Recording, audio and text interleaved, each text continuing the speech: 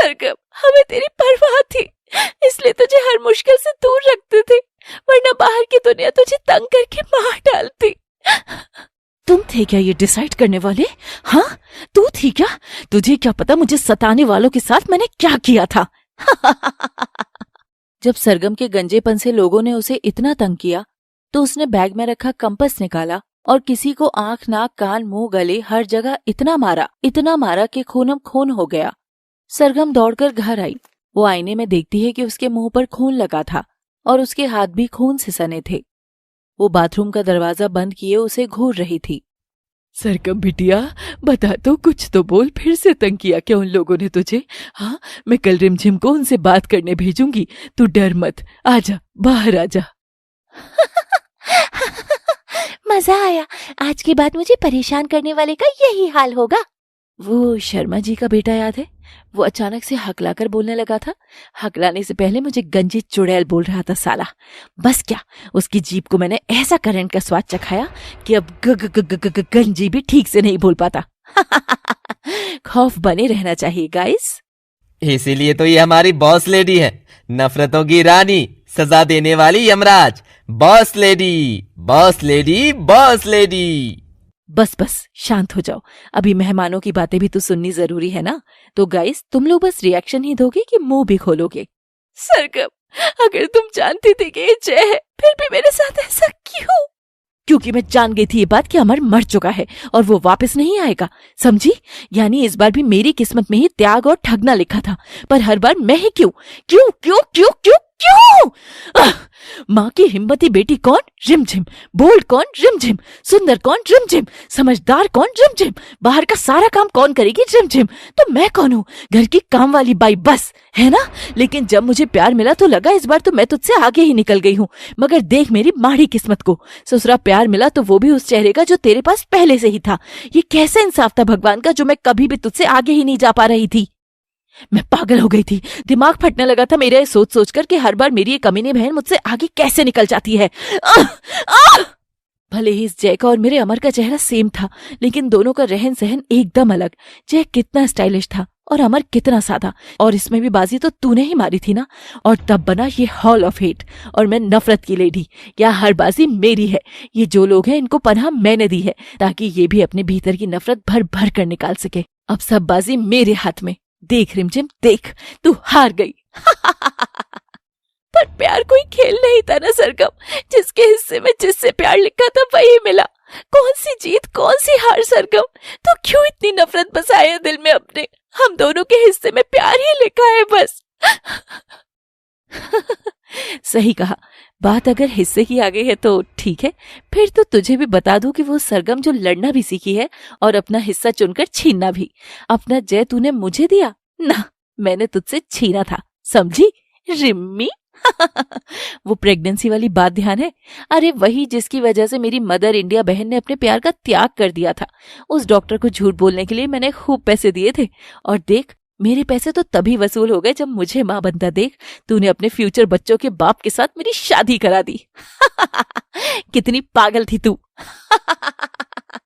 सरगम, ये क्या कर दिया तूने? तू नफरत में ये भी भूल गई कि मैं तेरी छोटी बहन हूँ। सरगम, ये क्या कर डाला तुमने? और मैं सारी जिंदगी रिमझिम को कोसता रहा कि उसके एक फैसले ने हम सबकी जिंदगी तबाह कर डाली। उससे मेरी पहचान छीन ली, घर बार छीन लिया, भाई की मौत पर रोने का हक तक छीन लिया था। और रिमझिम, इसे मैंने कितना सताया था, ये सोचकर कि इसके पीछे वो ही है। जिस आग में मैं जल रहा हूं उसमें रिमझिम को भी जलते रहना चाहिए। बेचारी, मगर मैं कभी सोच भी नहीं सकता था कि आग लगाने वाले हाथ तो तुम्हारे थे सरगम। तो इतने साल जो हम साथ थे, क्या वो सब भी तुम्हारे समर और जय के नाटक का ही हिस्सा था सरगम? और जूनियर, क्या वो भी एक चुनौती का हिस्सा था? नहीं, वो सब किसी चुनौती या नाटक का हिस्सा नहीं था, सब सच था।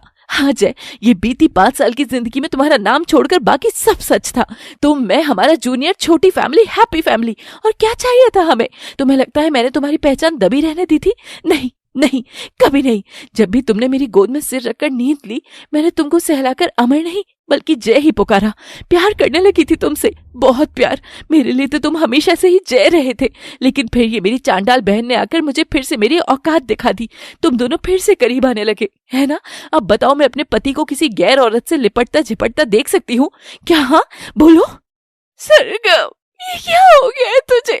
नहीं सरगम, मैं कभी भी तेरी जिंदगी उजाड़ने के मकसद से नहीं आई थी। नहीं नहीं, जय का हाथ मेरे हाथ से कब का छूट गया है। उसने हमेशा तुझे ही थामे रखा था। वो मेरा कुछ नहीं लगता, और यकीन नहीं आता तो रुको। रिमझिम जय का हाथ लेकर अपने बालों में फेरती है और मांग उजड़वाती है। कोरी मांग में एक सिंदूर का ख्वाब था ना, जय के नाम के सिंदूर का। लो, मैंने उस ख्वाब को भी मिटा दिया। जय हमेशा से तेरा ही था। हाँ, हम दोनों ने एक दूसरे से प्यार किया, बहुत टूट कर प्यार किया। इतना टूट कर के हमारे हिस्से भी अलग हो गए। लेकिन उसके बाद जय जो तेरे साथ रहा, वो सिर्फ तेरा बनकर रहा, बस तेरा बनकर। दोस्तों, मैं हाथ जोड़ती हूँ, इस नफरत की बॉस लेडी को यहाँ से रिहा कर मेरी बहन सरगम को लौटा दो। किसने बोला कि नाजुक होने से औकात तय होती है? मैं हमेशा देखती थी ना कि माँ की गोद, माँ का दुलार, माँ की परवाह सब तेरे ही हिस्से तो आई है। तो मुझे ऐसा लगता था कि मैं कैसी बनूं कि माँ मुझे भी सरगम की तरह पुचकारे।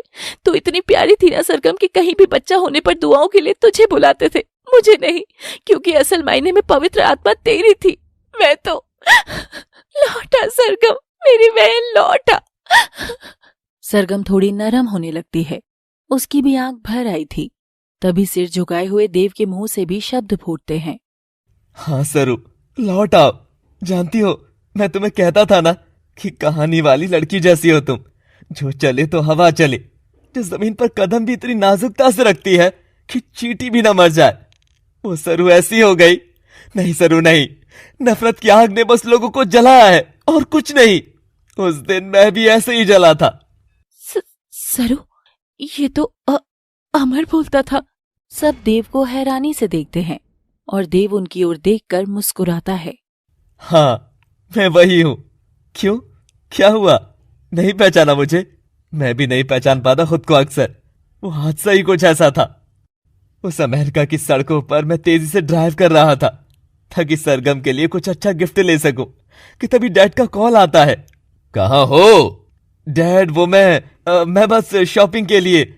What the hell? मैंने वहां तुमको मेरे इंपॉर्टेंट काम के लिए भेजा है और तुम शॉपिंग कर रहे हो? जय के जैसा लापरवाह बर्ताव करने की जरूरत नहीं है अमर। जो काम दिया है वो पूरा करो, समझे? जी डैड।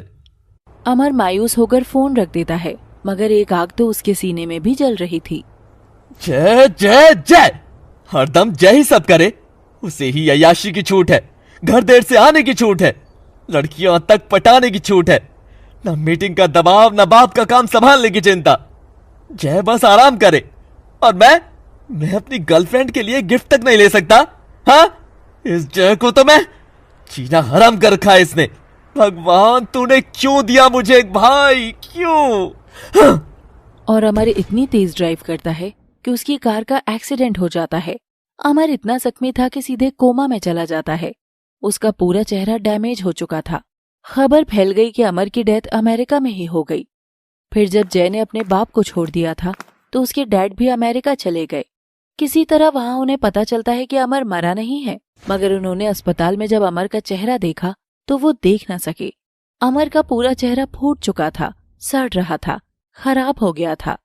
नहीं नहीं नहीं, एक बेटा मैं खो चुका हूं, मगर दूसरा नहीं। इसे नया जन्म लेना ही होगा। डॉक्टर, मेरे बेटे को एक नया चेहरा और नई पहचान दो। और डॉक्टर अमर की प्लास्टिक सर्जरी करके उसे नया चेहरा देते हैं, जो कि देव का था। और तब से अमर मर चुका था और देव ने जन्म ले लिया था। अमर, मैं भी अपने भाई से जलता जलता सचमुच देखो कितना जल गया। जय मेरे भाई, तू तो बस नाम की पहचान में कैद रहा, मेरा तो चेहरा ही छीन लिया जलन ने। और सरगम, फिर देखो, नियति का फिर देखो।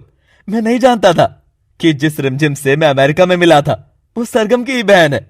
मैं तो पहली बार तब हैरान हुआ जब सिंपल ने मुझे बताया कि रिमझिम इंडिया में सरगम के पास आई है। आहो जी, अपनी बहन सरगम के यहीं गई होगी वो तो। सरगम? देव चौंक कर बाहर आता है। उसका तो सिर ही घूम गया था। इसका मतलब रिमझिम सरगम की ही बहन है, मुझे खबर मिली थी कि सरगम ने शादी कर ली है, इसीलिए मैं उससे दूर चला गया। लेकिन ये कैसा किस्मत का खेल हुआ कि मुझे फिर से प्यार भी हुआ तो उसी की बहन रिमझिम से। नहीं नहीं नहीं नहीं नहीं, आखिर ये सब क्यों? और जब मैं यहाँ आया तो तुमको एक अच्छी पत्नी की तरह अपनी दुनिया बसाए हुए देखा तो मैं खुश हो गया। बस आगे की चुनौती थी रिमझिम को इस दुनिया से अलग करने की।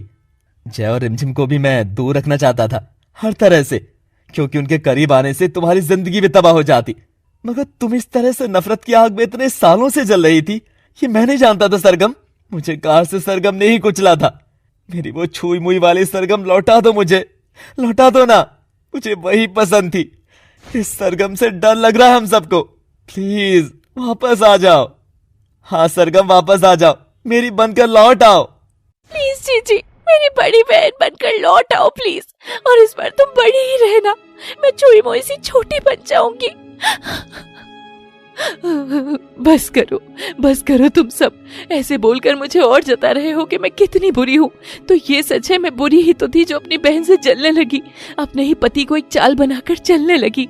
और अमर, तुम तो बीती हुई जिंदगी थे, देव बनकर आए और मेरा दिल फिर से धड़का दिया। मैं सब समझ गई।